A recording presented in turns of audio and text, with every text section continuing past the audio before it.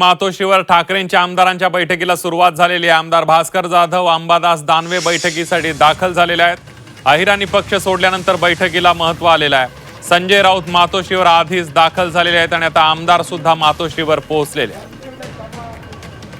अधिक माहितीसाठी जाऊयात, आपले प्रतिनिधी गोविंद तुपे आपल्या सोबत आहेत। गोविंद, आपण जर बघितलं तर या ठिकाणी गेल्या काही दिवसापासून शिवसेना उद्धव बाळासाहेब ठाकरे गटामध्ये आमदार किंवा खासदार यांचं ज्या पद्धतीचं ऑपरेशन सुरू आहे त्या पार्श्वभूमीवर आज मातोश्रीवर बोलवलेल्या बैठकीला विशेष महत्व आहे।